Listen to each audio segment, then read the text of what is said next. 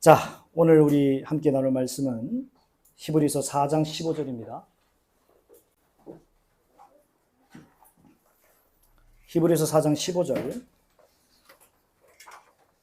다 찾으셨으면 한 절이니까 한 목소리로 읽도록 하겠습니다. 다 찾으셨죠? 히브리서 4장 15절 함께 읽겠습니다. 준비 시작. 우리에게 있는 대제사장은 우리의 연약함을 동정하지 못하실 이가 아니요 우리와 똑같이 시험을 받으신 이로되 죄는 없으시니라. 아멘. 만일 누군가 여러분한테 다가와서 질문을 합니다. 형제님, 자매님, 선생님, 언니, 오빠, 삼촌, 이모, 고모, 인간과 예수님은 어떤 차이점이 있나요? 인간과 예수님은 어떤 공통점이 있나요? 라고 여러분한테 물어봤을 때 여러분은 뭐라고 답할 수 있을까요? 글쎄, 인간과 예수님이 어떤 공통점이 있고 어떤 차이점이 있을까? 잘 모르겠는데? 이렇게 되면 곤란해지는 거예요. 여러분 스스로 마음에 한번 생각해 보세요. 예수님과 인간에게 있어서 공통점은 무엇이고 차이점은 뭔가? 둘 다 중요해요. 둘 다 모르고 있으면 여러분 두 가지 다 면에서 미혹될 수 있습니다. 예수님과 인간에게 있어서 공통점은 뭘까요? 예수님도 인간, 우리 인간도 인간이죠. 예수님은 성별이 있어요, 없어요? 예수님은 성별이 있습니다. 분명히 남자의 성영색체를 가지고 있는 남자의 모습을 갖고 있었습니다. 예수님이 신이잖아요. 신 맞아요. 신 맞는데 예수님은 성별이 없는 중성적 하나님이 아닙니다. 분명히 이 땅에 인간으로 오셨다니까요. 그러면 이제 이런 얘기를 하죠. 그럼 예수님도 남자처럼 그러면은 생식기 있어요? 남자 생식기? 당연히 있죠. 보여줘봐요. 그려줘봐요. 이거는 이제 여기서부터는 수위를 넘어가는 성교육입니다. 굳이 안 해도 되는 교육이죠. 그러니까 여러분이 예수님과 인간의 공통점이 무엇인지를 아느냐 이거예요. 예수님과 인간은 분명하게 공통점이 있는데 육체를 가지고 있습니다. 성별이 있습니다. 그럼 예수님은 남자니까 여자들 이해 못 하겠네요. 이제 이런 소리를 하는 거죠. 그러나 분명히 예수님은 인간의 육체를 가지고 모든 사람들이 겪을 수 있는 그 시험들을 똑같이 받으셨다고 그랬어요. 그럼 여기서 또 짓궂게 질문하죠. 예수님이 모든 시험 다 받았으니까 예수님도 그러면 남자니까 여성에 대한 유혹을 받았겠네요. 예수님도 잠자다가 무슨 몽정하겠네요. 이런 짓궂은 질문들을 합니다. 그럼 여러분들 무엇이라고 답변하시겠습니까? 답변을 못하는 여러분이 스스로를 하나님 앞에 회개하셔야 돼요. 여러분의 엄마 아빠에 대해서, 여러분의 가족에 대해서 누군가가 그렇게 혐오하는, 진짜 그거 혐오거든요. 그거야말로 모독하는 거예요. 여러분의 어머니 아버지를 계속적으로 조롱하고 있으면 여러분 가만히 계실 거예요? 여러분의 어머니 아버지에 대해서 이러쿵저러쿵 계속적으로 모독하면 여러분 그냥 가만히 있는 게 양반이에요? 그게 진짜 여러분 성격이 좋은 착한 사람의 자세예요? 그럴 수 없죠. 결혼하신 우리 장년 성도님들이 여러분 자녀들에 대해서 계속적으로 모욕을 하고 여러분 자녀에 대해서 계속적으로 조롱을 하면 여러분 그냥 가만히 계실 거예요? 그럴 수 없지 않습니까? 예수님은 분명히 이 땅에 인간으로 오셨고 인간의 육체를 가졌었고 인간의 성별 중에 하나인 남성의 성염색체를 가지고 있었습니다. 물론 당연히 생물학적으로, 화학적으로, 과학적으로 여러 가지 논리적으로 질문이 들어오죠. 남성의 정자 없이 어떻게 성염색체가 남성이 될 수 있느냐? 그것을 우리는 오늘 사도신경을 통해서도 얘기했죠. 성령으로 잉태하셔서 가능하다. 그게 뭐야? 성령으로 잉태했다는 말을 쓰지 말고 얘기해봐. 그럼 우리는 할 얘기가 없어요. 그건 이렇게 얘기하죠. 그건 당신들의 논리고, 성령으로 잉태된 거 빼고 얘기해봐. 어떻게 빼고 얘기해요? 성경이 그렇게 얘기하고 있는데. 그건 당신들이 믿는 거고, 우리 믿는 바를 얘기하는 겁니다. 당신한테 우리의 믿음을 강요하는 게 아니라 우리의 믿는 바를 얘기하는 겁니다. 우리의 믿음을 당신한테 강요하는 게 아닙니다. 우리에게 질문했기 때문에 우리의 믿은 바를, 우리의 믿고 있는 바를 얘기하는 건데, 들으려고 하지 않는다면 왜 물어보시는 겁니까? 라고 얘기하셔야죠. 공통점에 있어서는 분명히 예수님이나 인간이나 육체를 가지고 있어요. 그럼 차이점은 뭘까요? 인간과 예수님이 공통점이 있어? 그러면 예수님과 인간하고 그냥 똑같은 그냥 그런 존재인가? 그러니까 마태복음에서 세례 요한에게 세례를 받다가 그때 비둘기 같이 임한 게 그러면 예수님한테 성령이 그때 임한 거구나. 예수님과 인간하고 똑같은데 성령이 비둘기 같이 그때 임한 거구나. 성령이 역사하니까 똑같은 우리와 같았던 인간이었던 예수님도 저렇게 성인이 되셨구나. 위대한 인물이 되셨구나. 여러분이 이 얘기를 듣고도 비느하스와 같이 아무런 굴욕을 못 느끼고 모욕을 못 느낀다면 여러분의 현재 신앙을 정말 심각하게 돌아보셔야 됩니다. 제가 아까 분명히 말씀드렸죠. 여러분의 부모님에 대해서, 여러분의 가족 중에 여러분의 형제에 대해서, 여러분의 자녀에 대해서 누군가가 여러분의 부모님을, 누군가가 여러분의 자녀를, 누군가가 여러분의 형제 관계에 있는 여러분의 어떤 형도나 언니, 오빠를 모욕하거나 조롱하는데도 불구하고 여러분은 워낙 착해서 아무것도 하지 아니하고 그냥 듣기만 하면서 그냥 눈물만 흘리겠다 할 수 있겠냐 이 말이에요. 그렇게 착하세요, 여러분이? 제가 볼 때 여러분 중에 그렇게 가만히 있을 만한 성격이 있는 사람은 없는데. 자존심이 엄청 세가지고 조금만 손해봐도 가만히 있지 못할 게 우리 인간인데 참고 계시겠냐, 이 말이에요. 예수님이 하나님과 분명히 똑같은 점은 인간의 육체를 가지고 있지만 예수님은 요한복음 1장 1절에 나오다시피 이미 태초 이전부터 어떤 분으로 계셨죠? 말씀으로 계신 분이에요. 로고스로 계신 분이에요. 이미 모든 인간이 추구해야 될 그 어떤 최종적인 어떤 경지의 최끝머리, 최고 경지에 거기에 있던 그 대상을 서양에서는 로고스라고 했고 동양에서는 도라 그랬어요. 근데 거기에 최종 그 분이 누구냐? 바로 예수님이라는 거죠. 근데 이분은 언제부터 계셨냐? 태초 이전부터 계셨다는 거예요. 하나님으로서. 이게 다른 분이에요. 다른 점이죠. 예수님은 인간하고 분명히 똑같은 육체를 가지고 있지만 예수님은 창세 이전부터 계신 분이셨구나. 이건 완전히 다른 거죠. 그래서 요한일서 5장에 가면 예수님을 뭐라고까지 얘기하죠? 요한일서 5장 20절로 가보세요. 요한일서 5장 20절입니다. 요한일서 5장 20절 여러분의 목소리로 같이 읽어보시겠습니다. 준비 시작. 또 아는 것은 하나님의 아들이 이르러 우리에게 지각을 주사 우리로 참된 자를 알게 하신 것과 또한 우리가 참된 자 곧 그의 아들 예수 그리스도 안에 있는 것이니 그는 참 하나님이시요 영생이시라. 누가 참 하나님이시고 영생이라는 겁니까? 예수 그리스도께서 참 하나님이시고 영생이라는 거죠. 예수님을 참 하나님으로 받아들이는 게 이게 그렇게 자존심 상할 일일까요? 이게 그렇게 무식한 사람의 반응인가요? 성경대로잖아요. 제가 지금 여기에 어떤 해석을 달았나요? 그냥 성경 읽으라는 거예요. 성경을 읽으라는데 못 읽어요. 그는 참 하나님 못 읽어. 읽긴 읽는데 예수님은 누구예요? 답을 못해요. 여기 나와 있는데. 예수님은 참 하나님이시고 영생이잖아요. 그럼 분명히 인간하고 달라요? 같아요? 다르죠. 어느 정도 다른 게 아니라 근본적으로 다르죠. 예수님은 참 하나님이시라니까요.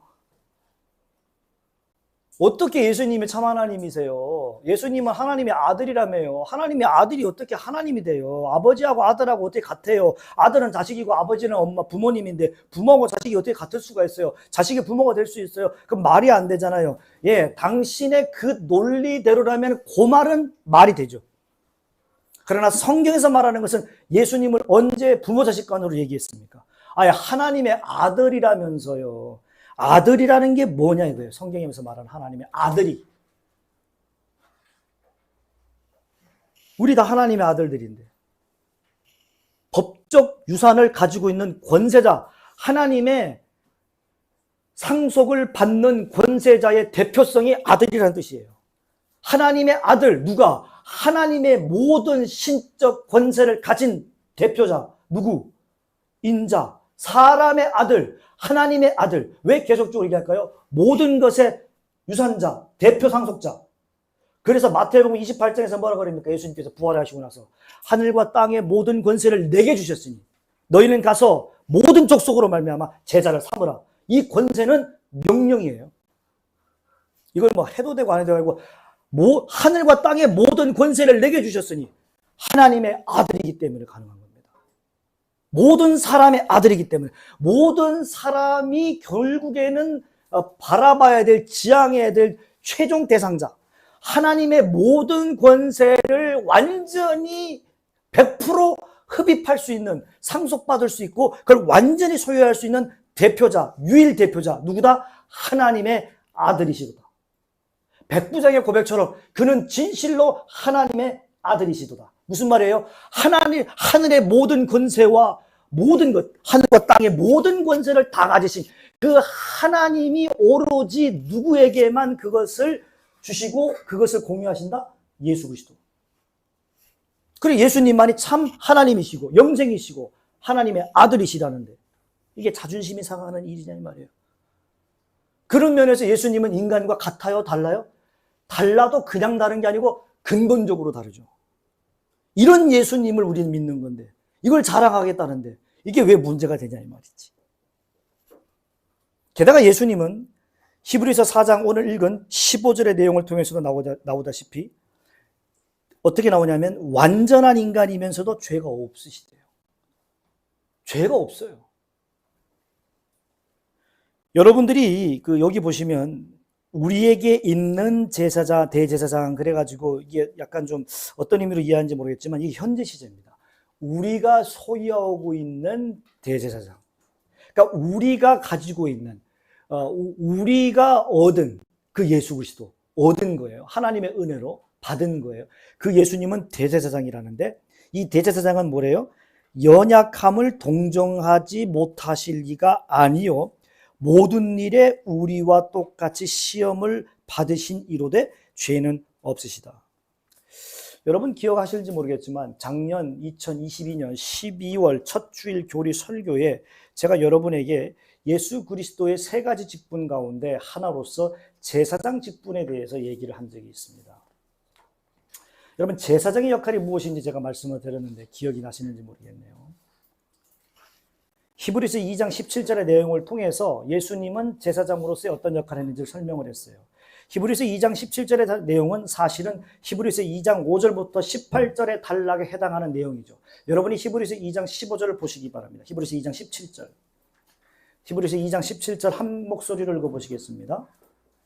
히브리서 같은 본문이니까 같은 성경이잖아요. 히브리서 2장 17절입니다. 함께 읽겠습니다. 준비 시작. 그러므로 그가 범사의 형제들과 같이 되심이 마땅하도다. 이는 하나님의 일에 자비하고 신실한 대제사장이 되어 백성의 죄를 속량하려 하심이니라. 제사장의 역할은 뭐다? 제사장의 역할, 대제사장의 역할은 뭐다? 결국에는 백성의 죄를 속량하는 거예요. 이 내용을 얘기하기 위해서 히브리서 저자는 히브리서 2장 5절부터 18절의 단락 안에서 17절 얘기하고 있습니다. 그러니까 5절부터 18절의 단락은 결국 무슨 얘기냐면 예수님의 성육신의 의미가 뭔가 이 얘기하는 거예요. 예수님이 이 땅에 왜 인간으로 오셔야만 했는가 이 얘기하려고 그러는 거예요. 그리고 나서 히브리서 7장으로 가보시면은 히브리서 7장 20절부터 28절의 내용에는 어떤 내용이 나올까요?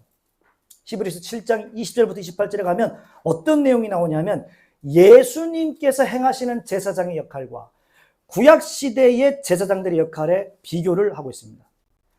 예수님의 대제사장인 것과 예수님이 대제사장인 것과 구약시대의 대제사장인 사람들과 어떤 차이점이 있는가, 그 얘기를 해주고 있어요. 어떤 차이점이 있을까요? 구약시대의 대제사장들도 대제사장이고 예수님도 대제사장이에요. 그러면 구약시대의 대제사장들과 예수님, 대제사장이신 예수님과 어떤 차이점이 있느냐, 이 얘기입니다. 구약시대의 대제사장들은 어떤 사람들이죠? 인간입니다. 인간이기 때문에 죽어야 안 죽어요? 죽습니다. 그래서 계속적으로 제사장들이 필요해요, 안 필요해요? 필요합니다. 그 얘기를 히브리서 7장 23절부터 24절에서 얘기해주고 있는 겁니다. 그러면 예수님은 어떤 분이죠? 예수님은 영원히 계시는 분입니다. 이미 태초 이전부터 계셨던 분입니다. 우리는 자꾸 인간으로 이 땅에 오셨으니까 그 시점에서만 생각하는데 예수님은 분명히 태초 이전부터 계셨다고 사도 요한이 요한복음 1장 1절부터 얘기해주고 있어요.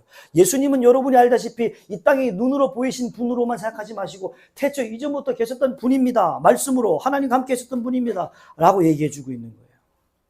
그러니까 예수님을 자꾸 하나님 밑으로 등급을 그레이드를 자꾸 내리지 말란 얘기예요. 그러니까 예수님께서 행하시는 이 제사장 직분도 사실은 어떤 직분인 거예요? 영원한 거죠. 히브리서 7장 24절을 보시겠습니다. 히브리서 7장 24절에 보니까 뭐라고 나와요? 같이 한번 읽어볼까요? 시작. 예수는 영원히 계심으로 그 제사장 직분도 갈리지 아니하니라. 왜 그렇다고요? 예수님은 어떤 상황에서도 어떤 죽음 앞에서도 굴복되시지 않으신 분이시기 때문입니다. 그래서 예수님은 뭐라고 그래요? 요한복음 14장 6절에서 내가 곧 길이고 진리고 생명이래요. 실제로 그래서 예수님이 어떻게 되세요? 죽으셨다가 죽으실 때 여러분 어떻게 되시죠? 양쪽 강도까지 있어요. 그 강도들이 어때요? 강도 중에 하나도 예수님을 욕하고 그래요. 그러고 나서 예수님이 어떻게 합니까? 다 이루었도다 하고 난 다음에 죽으세요. 그 말도 유언을 하기 힘든 다 이루었도다가 아니에요. 다 이루었도다. 정확하게 선언하듯이 선포하고 눈을 감으시는 거예요. 영원하신 분이기 때문에 이게 가능한 거예요. 우리는 생명이 얼마 안 남았어. 빨리 유언해. 곧 죽어가. 유언 빨리 해. 2절 할 걸, 2마디 할 거 1마디밖에 못 해요. 그 죽음에 임박하면 3마디 할 거 2마디밖에 못 해요. 근데 예수님은 할 얘기 다 하고 죽음을 맞이해요. 하고 싶은 거 다 하고 죽음을 맞이해요. 선언할 거 다 하고 죽음을 맞이해요. 왜냐하면 예수님은 하늘과 땅의 모든 권세를 가지시고 생사화복을 주관하시는 영원하신 분이시기 때문에, 생명을 주관하시는 분이에요. 예수님은. 그 죽음 앞에서 곧 죽어간다. 이제 한마디 해야 되겠다. 다 이루었도다. 요거라도 빨리 하자. 이제 시간이 얼마 없으니까 짧게라도 하자. 이게 아니에요. 생사화복을 주관하시는 분이에요. 예수님께서는. 그런 예수님을 자꾸 밑으로 내려놓는 거죠. 수많은 거짓 선생들이. 여러분은 구약시대의 제사장들에게 있어서 가장 결정적인 결함이 뭐라고 생각하십니까? 구약의 제사장들의 가장 결정적인 결함. 여러분들이 레위기를 쭉 보셔서 알겠지만은 이스라엘 백성들을 위해서 제사를 드리기 전에 이 제사장들이 뭘 해요? 자기 죄를 위해서 속죄를 해야 돼요. 자기 죄를 위해서. 자기 죄를 위해서 희생제물을 바쳐야 돼요. 근데 아무리 그 희생제물을 바치더라도, 아무리 흠없는 희생제물을 바치더라도 여전히 그 제사장은 어떻게 될까요?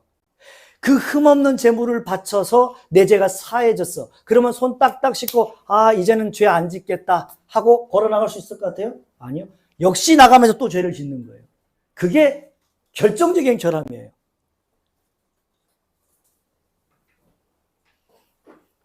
오늘날 많은 교주들이 자기들이 다 신이라 그럽니다. 우리 신천지에 있는 분들도 이만희 총회장이 신이 아니래요. 하나님이 아니래요. 그래요? 인간이에요. 근데 인간이라고 하면서도 뭐 합니까?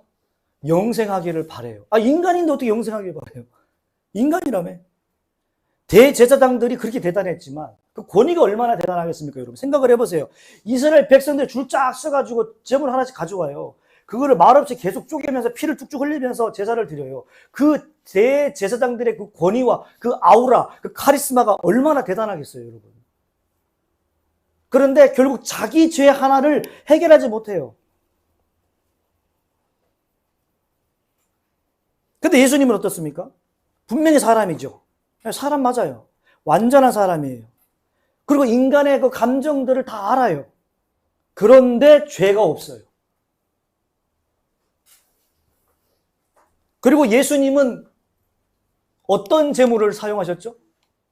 원래 제사장들은 자기 죄를 속죄받을 때 뭘 가져간다고요? 희생제물을 가져가요. 흠없는 제물을, 양이나 소나. 근데 염소나 가져가는데 예수님은 그러면 제물이 어디 있어요? 예수님은 제물이 어디 있죠? 본인이 제사장이라면 예수님은 어디 제물이 있어요? 자기가 제물. 자기가 제사장이면서 자기가 제물이야. 이런 경우가 있냐 이 말이야. 없어요. 일반적으로 제사장들은 자기가 가면서 제물들을 가지고 가야 돼요. 나를 위해서 대신 네가 죽어줘. 근데 예수님은 자기 죄도 아니야. 그리고 제물은 자기가 제물이야. 뭐 이런 경우가 어디 있냐는 거야.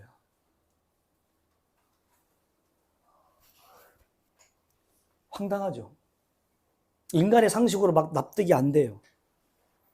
말이 되기 때문에 진리라고 하면은 이 성경의 내용은 여러분의 것이 될 수가 없는 거예요. 그리고 미혹될 수 있습니다. 항상 말씀드리지만 말이 되기 때문에 진리가 될 수 없습니다. 은혜 받았다고도 흔히 많이 얘기하는데 제가 요번에 무주 갔다 왔어요. 굉장히 빡세게 갔다 왔는데 청년들과 함께 시간을 보냈고 말씀을 나누고 그러면 이제 뭐 쉽게 말하면 은혜 받았다 이거죠. 근데 그 은혜 받았다는 말이 그렇게 좋은 말이 아니라고요. 그냥 본인의 입장에서 그냥 공감되는 게 생겼다 이 얘기예요. 공감되는 것 좀 생겼다고 하면 그게 진리냐 이 말이에요. 그럼 내한테 공감이 안 되면 은혜가 안 된다는 얘기네. 거기에 속으면 안 돼요. 특히 성경을 가르치는 목회자들이랍니다. 내 상식과 논리가 항상 맞지는 않잖아. 내 상식과 논리로 맞으면 그러면 은혜가 받은 거고 내 상식과 논리로 와닿지 않으면 은혜가 안 된다는 얘기잖아. 그거는 일반 인문학에서는 가능해요. 대중들과 함께 소통해야 되기 때문에 그 대중들과 소통할 때는 그 대중들의 니즈를 알아야 되고 대중들의 필요가 뭔 줄 알아야 되고 대중들이 지금 어디에 관심이 있는지를 알아야 되겠죠. 그냥 그거를 공감하는 건 필요하죠. 그러니까 당연히 명강사가 존재하는 것이고 유명 연예인이 존재하는 것이죠. 그러나 성경을 그런 관점으로 똑같이 바라보면 문제가 발생한단 말이에요. 어떤 문제가 발생하냐면 예수님에 대해서 혼란이 와요. 예수님은 대제사장이라면서. 그러면 논리적으로 보자면 구약에서처럼 제물이 있어야 되잖아. 근데 제물은 어디가 있어? 어떻게 본인이 대제사장이 있어? 어떻게 본인이 제물이 돼? 이런 경우가 어디 있어? 그게 무슨 제사야? 근데 그게 제사래요. 그것도 영원한 제사래요. 왜 영원한 제사냐? 예수님은 그 한 번의 속죄 제물을 자기 자신을 속죄 제물로 드림으로써 더 이상 제사를 드릴 필요가 없대요. 더 이상 제사가 필요 없대요. 더 이상 제사가 필요 없다는 말은 무슨 말이죠? 예수 안에만 있으면 더 이상의 죄는 없다는 얘기입니다. 더 이상의 하나님의 진노는 없다는 얘기입니다. 다시 말하면 구원받았다는 얘기입니다. 하나님의 의로움을 받았다는 얘기입니다. 예수님께서 제사장이 되시고 다른 무슨 제물을 가져오는 게 아니라 자기를 제물로 드려서, 왜냐하면 하나님의 의에 흡족할 만한 제물이 있어요? 이 땅에? 없어요. 에덴 동산 범죄 이후 창세기 3장에 보면은 뭐라 그럽니까? 성경에서 땅이 저주받았다 그랬어요. 땅에 있는 모든 게 저주받았는데 과연 그 중에 무엇을 가지고 갖다 댄다 한들 하나님의 의로움에 만족이 되겠습니까? 만족이 안 돼요. 그래서 하나님은 하나님 스스로를 드리는 거예요. 참 하나님이신 예수님 스스로를 드리는 거예요. 근데 이걸 왜 드리느냐? 죄 없게 하려고. 죄 없게 하려고, 우리에게 죄 없게 하려고, 하나님의 진노와 저주에서 우리를 해방시키려고. 모든 사람이 죄를 범하였으면 하나님의 영광이 이룰 수 없는데 하나님의 영광이 이룰 수 있게 하려고, 하나님의 은혜의 보좌 앞에 담대히 나아가게 하려고. 그래서 본인이 대신 저주를 받고 제물이 되셨어요. 그러면 더 이상의 제사가 필요해요, 안 필요해요? 안 필요해요. 중보기도는 누가 하죠? 중보기도는 예수님만이 하시는 겁니다. 여러분은 중보기도가 어떤 의미라고 생각합니까? 여러분, 중보기도라는 거는요, 높아지심의 상태에서 완전한 제사장 역할을 하시는 예수 그리스도만이 하나님께 간구할 수 있는 거예요. 여러분 생각을 해보세요. 대통령을 아무나 만납니까? 여러분 회사 사장님을 아무나 만납니까? 여러분 어떤 기관의 최고 리더를 아무나 만납니까? 그걸 만나려면 만날 만한 그 최고 CEO가, 최고 리더가, 최고 지도자가, 그 어떤 기관의 최고 총수가 인정할 만한 사람만 저 문을 열고 똑똑거리며 들어올 수 있는 거예요. 아무나 똑똑거릴 수 있는 게 아니에요. 그럼 이 똑똑거린다는 건 뭐예요? 인정받았다는 거예요.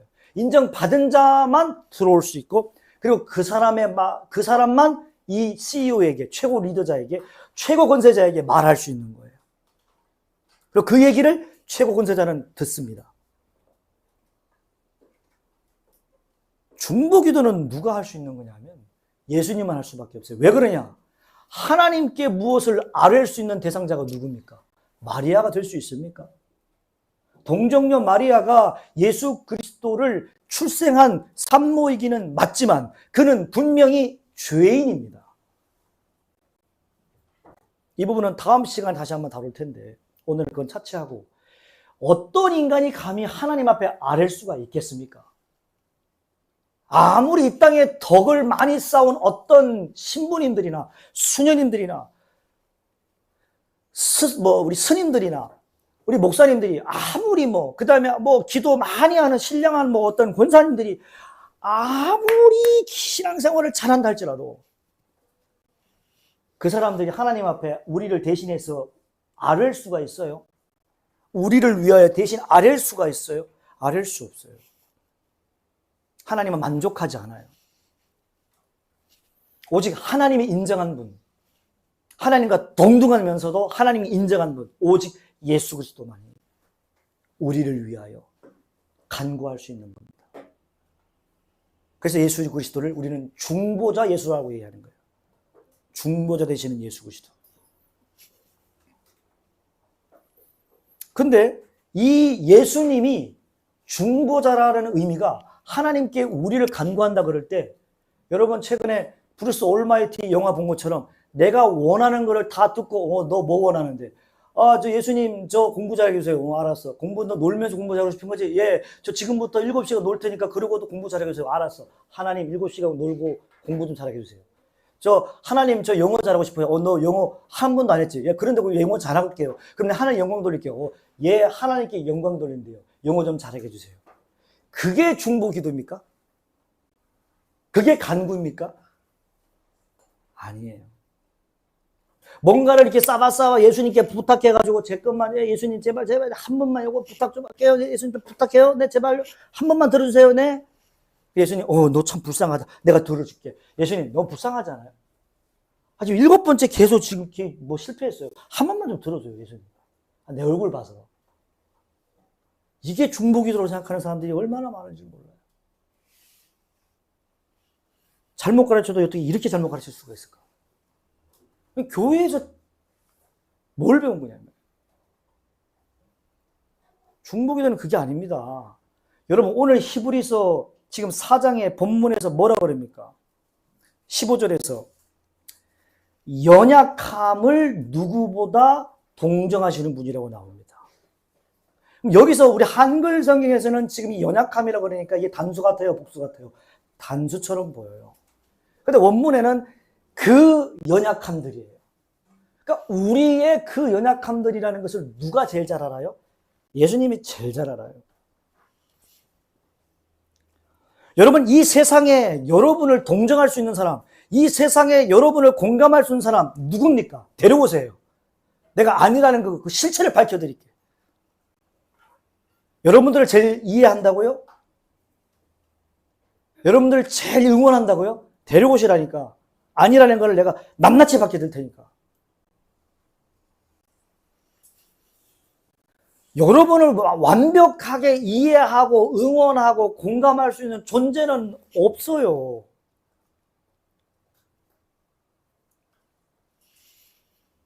오직 완전한 인간이시며 영원한 제사장이신 중보자 예수 그리스도만이 우리를 완벽하게 이해하시고 완벽하게 공감하시고 완벽하게 불쌍히 여기시는 겁니다. 그 예수 그리스도만이. 그러니까 여러분이 예수님을 믿는다면서요. 여러분 그리스도인이라면서요. 여러분 복음을 아는 예수 믿는 사람이라면서요. 그런데 왜 자꾸 사람한테 뭘 기대요? 왜 자꾸 사람한테 무엇을 응원받고 공감받고 무엇인가 이해받고자 해요? 왜 예수님이 여러분을 가장 많이 이해하고 있고 가장 많이 공감하고 있고 가장 불쌍히 여기는 것을 왜 자꾸 까먹냐 이 말이에요. 이건 머리가 나쁜 문제가 아니에요.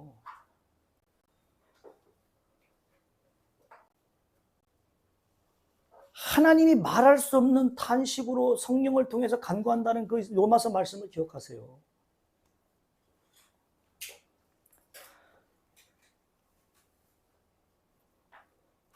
예수님은 동정녀 마리아를 통해서 성령으로 잉태됐습니다. 여러분 그 자체만으로도 와 대단하다. 뭐가 대단하냐? 하나님인데 온 인간의 하나님의 진노와 저주가 가득한 온 죄악이 가득한 그 인간 몸을 통해서 하나님의 구원의 역사를 일으켜졌어요. 여러분 여기서 뭐 키가 얼마나 크신지 모르겠지만 키가 한 2m 30이라 칩시다. 2m 30짜리가 키가 되신 분이 모닝차를 탄다고 생각해 보세요. 웅기 집사님만 해도 뭐 장규용제 정도만 해도 다리가 길어서 조그만 차 들어가서 이렇게 있으면 어떨 것 같아요? 어우 힘들다 그럴걸요.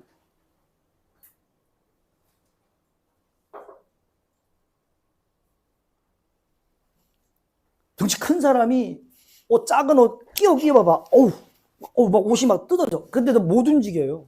온몸이 답답해가지고. 하나님이 죄악된 인간 속에 한 여인, 죄인된 여인의 몸을 통해서 성령을 통해서 이 땅에 우리를 구원하시기 위해서 인간으로 오셨다. 그 자체만으로도 이미 하나님이 우리를 얼마나 공감하실 수 있을까? 예수 그리스도가 우리를 얼마나 공감하실 수 있는 분인가를 여러분 생각하셔야 돼요. 근데 그분은 죄가 없다고 성경에서 밝혀놨어요. 왜? 인간은 그렇게 바라보려고 할 거니까. 예수님과 우리하고 똑같네. 인간들은요, 에덴 동산 범죄의 모든 것을 자기 중심으로 판단하고자 하는 욕구가 포기되지 않습니다. 에덴 동산 범죄요 다 자기 중심으로 해석하고 싶어 합니다. 그래서 가죽옷으로 자기를 가렸고, 아담은 하나님이 질문하는데 얘 때문에요. 누구? 하와. 하와는 누구라고 그래요? 얘 때문에요. 누구? 뱀. 변명하기 바빠. 계속. 하나님이 질문하는데 지는 딱 빼고 얘 때문에요. 당신이 보내준 얘. 하와는 당신이 창조한 얘. 그게 인간입니다.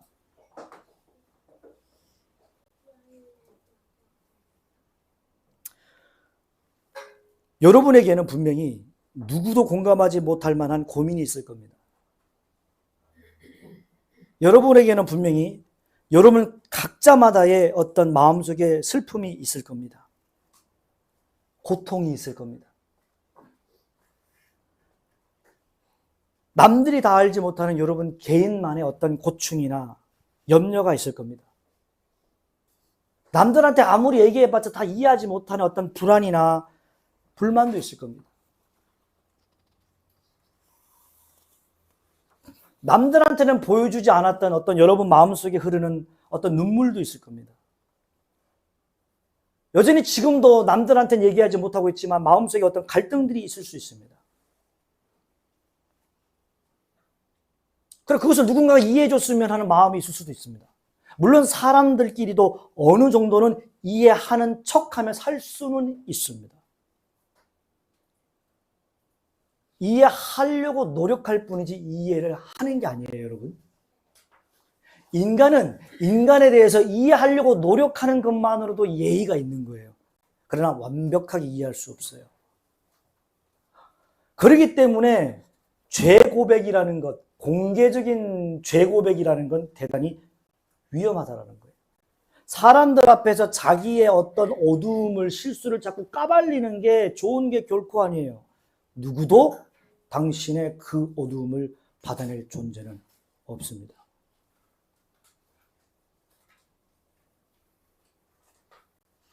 오직 예수 그리스도만이 이 땅에 인간으로 오셨으나 죄가 없으신 영원한 제사장이신 중보자 되시는 예수 그리스도만이 죄인된 인간의 여인의 처녀의 몸을 통해서 이 땅에 오셨지만 성령으로 잉태되신 그 예수 그리스도만이 여러분의 그 깊은 어두움의 골짜기를 100% 완전히 이해할 수 있습니다. 그래서 그분이 우리의 중보자가 되시는 거예요. 그래서 여러분이 기도하실 때 중보자 예수님의 이름으로 기도해야 되는 거예요. 여러분이 이걸 아신다면 오늘 이 시간 두 가지의 실천사항을 기억하셔야 됩니다. 첫째 하나는 뭐냐? 여러분이 먼저 예수님 앞에 모든 것을 다 쏟아내는 기도를 하셔야 됩니다. 사람들 앞에서 쏟아내는 기도하지 마시고 사람들 앞에서 공개 죄 고백하지 마시고 은밀한 골방에서 기도하듯이 하나님 앞에 하나님만이 나를 다 이해해 주실 수 있다라고 하는 그 분명한 믿음을 가지고 중보자 되시는 예수님 앞에 여러분 속에서 아직도 말 못한 채 마음속으로만 맴돌고 있는, 머릿속으로만 맴돌고 있는 그 염려, 그 불만, 그 아픔, 그 두려움을 예수님께 아뢰란 말이에요. 예수님은 호구가 아닙니다. 언제까지 마음속에 계속 그 마음속에 있는 두려움과 염려와 불만을 여기서 계속 맴돌게 할 거냔 말이에요. 이거는 마치 뭐와 같으냐 하면 결혼한 부부가 있는데 남편이 자꾸 딴 데 가서 저 여자 이쁘다. 옆에 예쁜 아내가 집에 독수공방 하고 있는데 이 아내를 두고 계속 딴 데 나는 언제 결혼하나. 나는 언제 좋은 여자 만나지. 이게 뭔 짓이야 이게. 예수님이 지금 당신을 위하여 십자가 못 박아 죽으셨는데 우리의 모든 그 연약함들을 다 공감하시는 분이 예수 그리스도신데 예수님을 냅두고 왜 자꾸 다른 사람한테 가서 죄 고백을 하냐 이 말이야. 다른 사람한테 가서 내 모든 어떤 죄를 쏟아내면은 마치 이것이 임금님 귀는 당나귀 귀 하듯이 내가 하고 싶었던 얘기 드디어 사람들 앞에 얘기했다. 속 시원하다라고 하면서 카타르시스가 느껴지는 것처럼 되는 것처럼 이해하시는 겁니까? 여러분의 죄 문제, 여러분의 개인의 염려, 여러분의 깊은 어둠의 문제는 사람들한테 끄집어내봤자 100% 이해할 존재가 없습니다. 어느 누구도 없습니다. 이해해 줄 수 있다고 하는 그 사람이 사기치는 겁니다. 그러니까 이단 사이비에 빠지는 거 아니에요. 다 이해해 줄 것처럼. 네? 오늘 외부 강의할 때 내용들을 나중에 우리 교회에서도 틀을 텐데 보고 나면 여러분 한심스러워요. 속이 턱턱턱 막혀요. 여러분이 지금 어떤 고민하고 있는지, 여러분의 현재 지금 가장 큰 스트레스가 뭔지 예수님만 아신다니까. 사람들은 이해를 못해요. 100% 이해를 못해요. 그러니까 이해하려고 노력하는 거예요. 근데 그것도 대단한 거죠. 이해하려고 노력해 준다니 얼마나 감사한 거야. 근데 그 이상을 바라지 마세요. 그때부터는 콧괴입니다. 여러분들 첫 번째 될 것은 중보자 되시는 예수님께 먼저 여러분의 속마음을 쏟아내는 연습을 하셔야 돼요. 이게 기도예요. 네? 그러면 목사님 기도 제목을 낼 때도 속에 있는 그 어떤 모든 걸 다 끄집어내면 안 되겠네요. 당연하잖아요. 여러가 기도 제목 2가지 하지 뭐 여러분 기도 제목 100가지 하라 그래요. 제가 2가지 중에서 하나는 개인의 기도고 하나는 전도 대상자 기도인데 한 가지면 기도하라는 건데 그 속에 여러분 속에 있는 모든 죄를 다 쏟아내라는 뜻이에요? 그거 아니잖아요. 현재 가장 지금 그래도 우리 성도들과 공감할 만한 공통의 어떤 그 기도 제목 그 정도만 하라는 것이 속에 있는 어떤 그 깊은 속에 있는 그 음흉한 것 그 속에 있는 어둠을 다 쏟아내라는 뜻이 아니잖아요. 오해하지 마시고 두 번째 실천해야 될 것은 뭐냐면 여러분들이 빌립보서 2장에 나오는 그 그리스도의 마음을 이해하셔야 됩니다. 그리스도의 마음을 이해한다라는 게 뭐냐 하면 그리스도께서 즉 예수 그리스도께서 우리 인간의 모든 것들을 다 공감하시잖아. 그러면 내가 기도할 때마다 어떤 마음으로 기도해야 돼요? 그리스도의 마음을 주십시오. 100%는 안 되겠지만 제가 주님의 심정으로 우리의 남편을, 제 아내를, 우리 부모님을, 우리의 자식을 그리고 여러분 저를 위해서는 왜 기도 안 합니까? 여러분 그리스도의 마음이 없으신 거예요. 그리스도의 마음이 있으면 기도가 안 나올 수가 없어요. 여러분 그리스도의 마음이 없으니까 저를 왜 기도 안 하는 거예요? 이 예배를 위해서, 우리 다음 세대 아이들을 위해서, 신앙의 계승을 위해서, 청년들을 위해서, 예다임 교회를 위해서 그리스도의 마음으로 기도를 해본 적이 있으십니까? 중보자 되시는 예수 그리스도, 성령으로 잉태되사 동정녀 마리아를 통해서 출생하신 그 예수 그리스도는 우리의 모든 것들을 다 알고 계시는데 그렇다면 우리는 어떤 마음을 가져야 되냐면 덕스러운 마음, 누구 같은 마음이 아니라 그리스도의 마음을 가지셔야 돼요. 그 마음으로 가족을 위해 기도하고 그 마음으로 자식을 위해 기도하고 그 마음으로 우리 주변의 지체들을 위해 기도하고 그 마음으로 목사님을 위해 기도하고 그 마음으로 예배를 위해 기도하고 그 마음으로 한국 사회를 위해 기도할 수 있어야 되는 거죠. 그 마음이 없으니까 기도가 안 나오는 거예요. 제가 여러분 보고 새벽 기도 가라고 한 적이 있어요? 근데 기도를 안 하는 거잖아. 왜? 이미 많이 굳었어. 여기가. 율법, 그런데 이 상황에서 이제 신천지 같은 이단들은 어떻게 나올까요? 그러니까 목사님. 그러니까 이 구원에 대해서 이 사람들은 확인을 받아야 되는 거예요. 성경을 통달시키고 퀴즈를 내게 하고 전도를 하게 하고 전 재산을 갖다 바쳐야지 이 사람의 믿음이 증명되는 거 아니겠습니까? 아니에요. 그러면 갈라디아에서 나오는 것처럼 사도 바울이 얘기했다시피 성령으로 시작해서 율법으로 망하는 것밖에 더 됩니까?